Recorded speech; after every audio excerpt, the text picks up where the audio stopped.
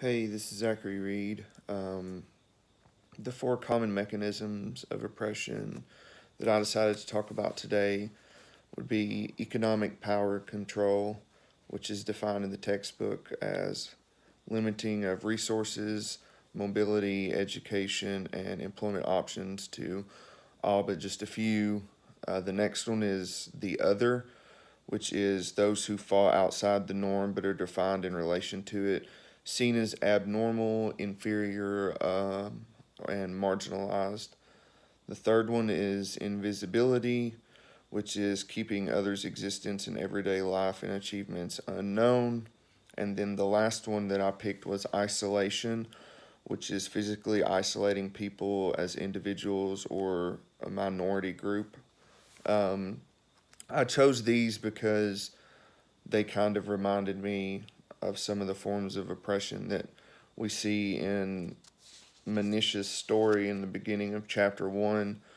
I think starting out with economic power and control, and um, I know that they felt like the other. They felt invisible. They felt isolated because of the way that the government was controlling them in their situation, and especially with her husband being imprisoned and all of that. So those are the four that I wanted to talk about and define today.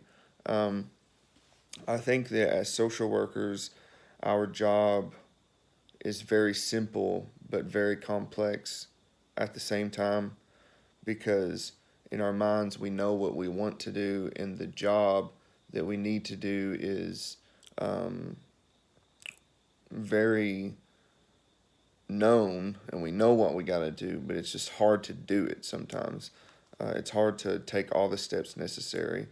Um, Even though that it says the social worker in Manisha's story in chapter one was pleased that Manisha had found dignity, but they were still worried about the other refugees.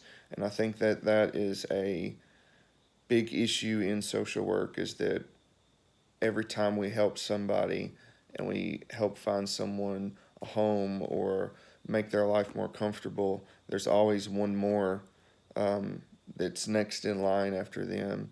And I think that we just have to stay focused on the goal and the mission ahead and buckle down and just do our best to help each individual person and do our best for each individual case and do whatever we can to make them more comfortable and to help them have a better life.